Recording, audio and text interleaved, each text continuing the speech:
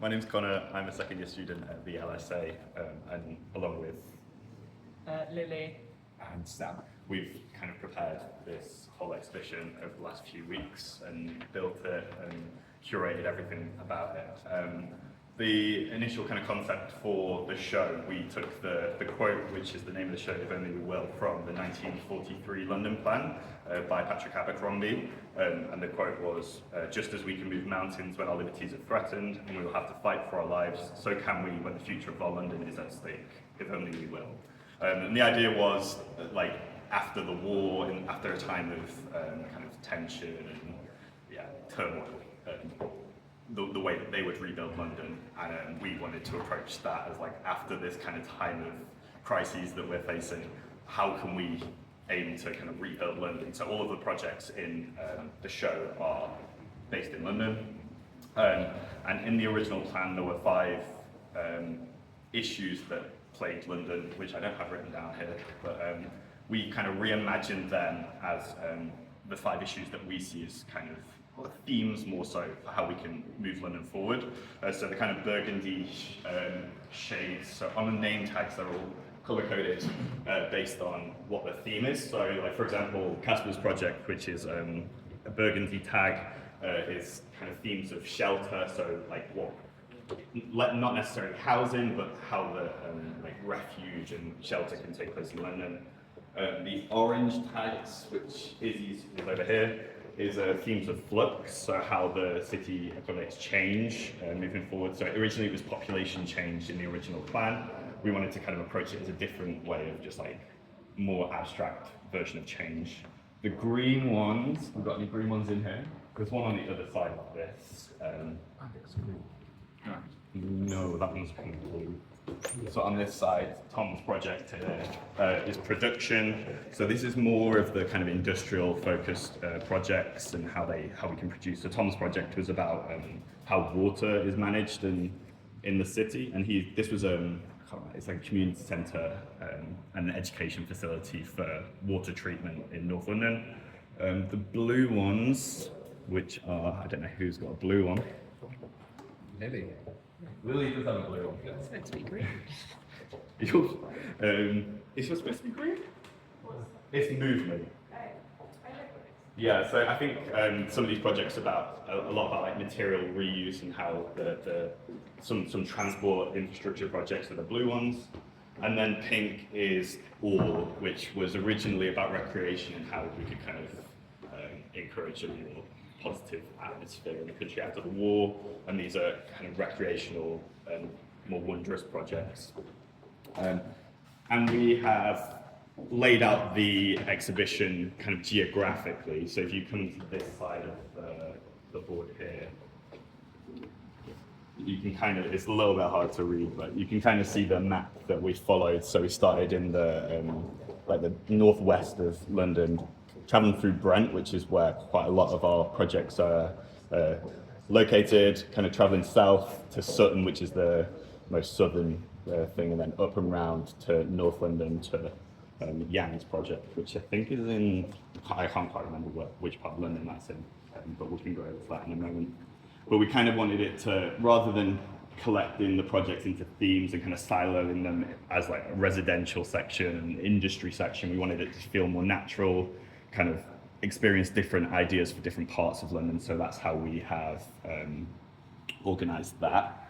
I think maybe it might be a nice idea to talk about a few projects. I think Lily should talk to you about her project, because Lily was nominated for the President's Medal for her project. I think it would be good for Lily to tell you a little bit about what she's been doing. So my project is basically a retrofit project of an existing farm in Pinner. So it's basically, it's in the green belt, but it's still considered in London. And it's retrofitting the site, which is currently a cattle farm, into a site for bio-based material production, bio-based construction education, and also providing community access to this wider 230-acre site.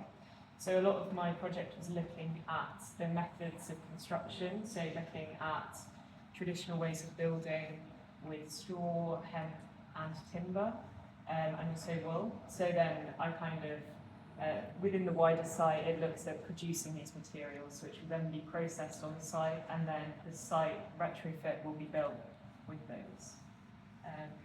But yeah, so you can see here, there's basically a harvest hall, which is looking at storing timber, but also being this larger space for the community to use as like a dining hall, and then a cafe that is currently a milk parlour, so it's like this circular building, and I've made a model over there you might see.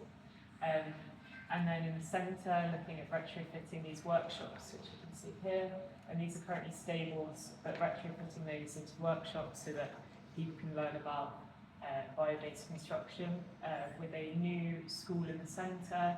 So that will be made from straw bale construction, so quite simple construction methods so that the community and the students can access the construction and be part of that. And then these are currently cattle barns, and I'm looking at turning those into a factory and also a sheep barn to keep the flock on site. And then there'll also be these 4 buildings, which are all existing, and they'll all be retrofitted in different ways.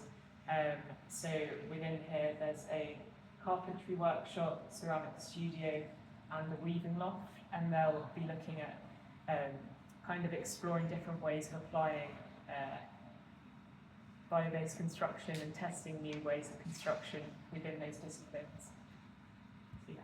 So, yeah. Okay, yeah, the way that we've laid all of the work out, so every student got one of these kind of grids, and then some of the work's down below, so we've got, some people have decided to use this space for models, some people have got their portfolios and other kind of developmental material, and then up above, some people have also occupied some of the space for models as well up there.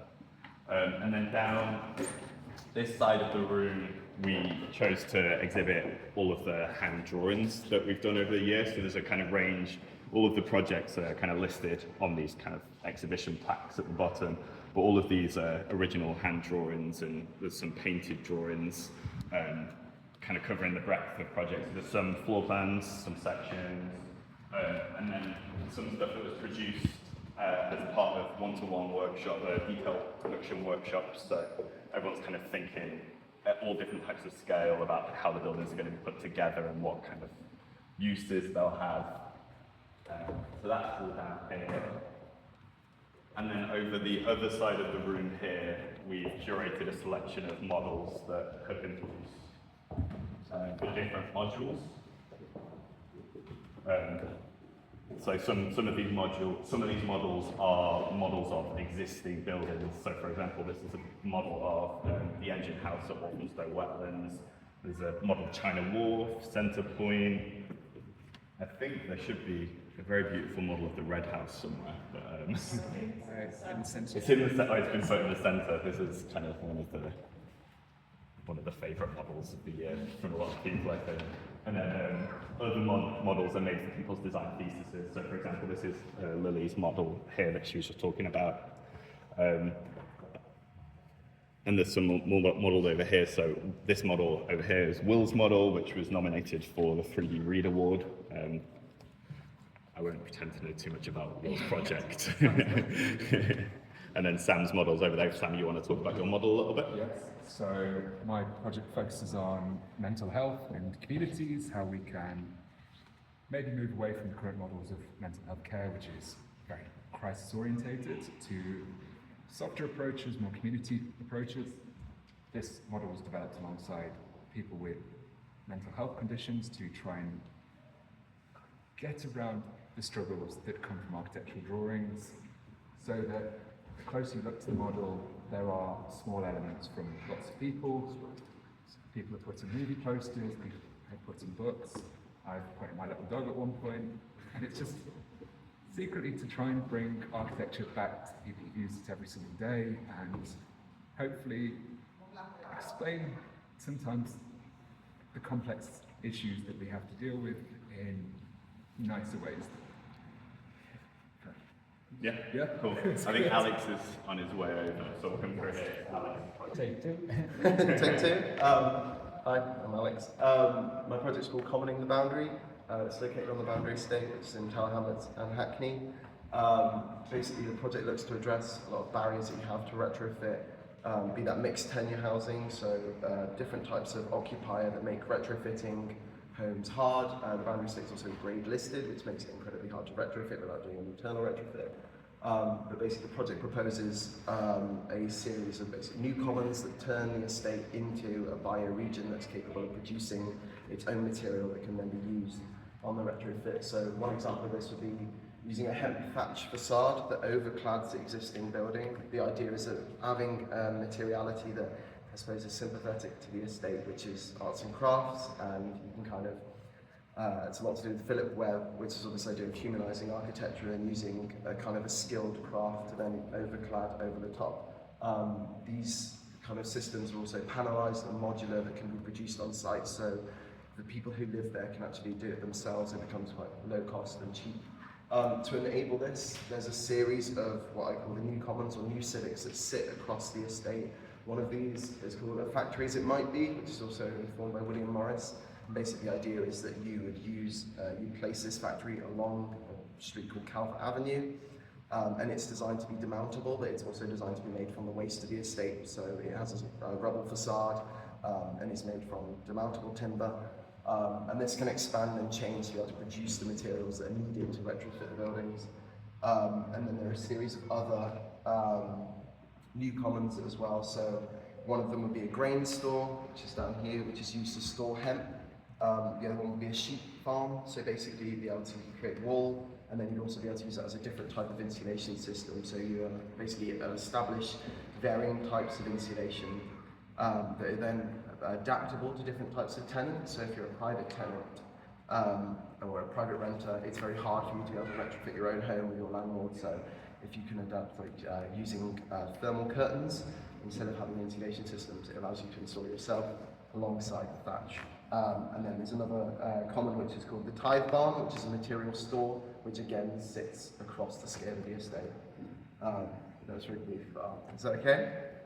One thing that the school encourages us to do, there's kind of a few things that are quite unique about the school. One is that we all work during our first year, so 3 days of the first year each week are spent in practice, and 2 days are spent at university kind of drawing on what we've learned in practice to inform modules to be critical about practice and also to inform our design modules.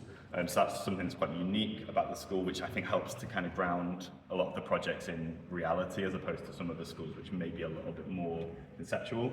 And the other thing that the school encourages us to do is to kind of make things. So like there's some work, like for example, here for Emily's work, she's kind of made a headscarf out of her. I'm not quite sure why. She could probably explain it better than I could. But a towel down here to kind of explain her thesis.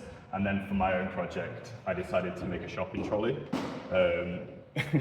My project was all about the adaptive reuse of Surrey Quays shopping centre, and it draws a lot on the ideas of kind of preserving nostalgic elements and preserving kind of lost media. So I also made some shopping bags for my project as well, as a way of kind of drawing on lost media. So yeah, the school encourages us to kind of get involved and think a little bit more hands-on about the way that we can express our ideas. And yeah, I think that's pretty much it. Anyone got anything that you think should be added? No? Cool. So yeah, if you've got questions, please feel free to ask. So I know the school's a lot about community engagement. Yes. And I can see lots of documentation, and obviously I can see the outcome of these beautiful projects, but what's the sort of type of, what do you do during the course in order to build that engagement, understand the communities? Is there like certain ways that you engage or discuss, or how does that work? Yeah, so of course, Rowan Yaya is part of the Hackney Society, so she's the person who's arranged this today.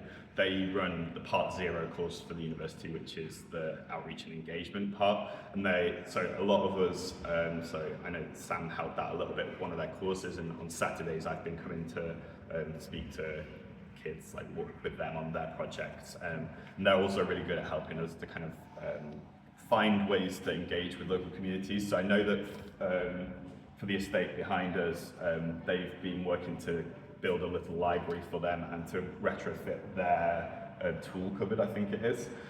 So they are really good at arranging these opportunities. So last year, in the first year of the course, we had a thing called Design Think Tank, which is one of the modules where we work with a tutor from the university and then a practice from outside of the university. I was lucky enough to do that with Roy and Yaya as my practice. Even though they're inside the university, they're kind of considered a slightly separate entity. And as a part of that, we started that initial engagement with the estate to start that little library, and that's been taken forward by some other students this year to actually produce that. I know some of the other guys worked with different practices. Yes, one of the brilliant things as well about being in the LSA is because it's a relatively small university and we get quite a lot of talented tutors. Lots of people we work with have spent time learning learning how to work with communities, learning how to work with individuals. They bring that in quite often. So me and Alex were lucky enough to have one tutor in the first year, Nicola, who encouraged us to walk all around Brent, like talking to people in shops and restaurants, and it's allowed us to develop this quite nice, I'm not sure how exactly I'd describe it, but nice work, sort of learning about the food that makes up Brent as a borough. That can then be applied to your later work, so some of the relationships we've made at that point we'll use later on, and even now we will often get people coming in and sort of talking to us about how best to deal with various communities. I had further help on my project dealing with people with mental health. Not sure if either of you can talk more about the point of applying. I suppose the reason I chose the Boundary Estate as my project and my thesis is because I live there, so it's probably something that I wouldn't have done if I hadn't have come to the school. It was much easier for me to resonate with a community that I'm a part of, and I think that's a big thing in architecture is you don't want to be seen as kind of, maybe it's like someone omnipotent, I guess, and I think the school tries to teach you that you're not, and I think being able to apply your own lived experience is a valuable tool to have as a designer and as a young architect, and I think that's something that I try to kind of do within my own project instead of, it's much easier, I suppose, to reach out to a community you're already a part of and also allow me to engage with my community more than going to a different community, which is generally the case. And I know that we have different levels of interaction and there's different ways of doing it, but I think it's definitely something that I will do more, and I think it's quite nice to embed yourself within a community if you're already a part of it, I guess.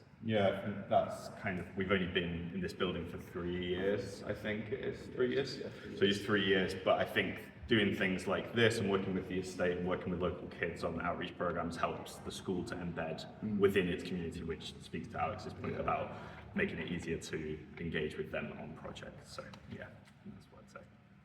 Cool. Any more questions? No?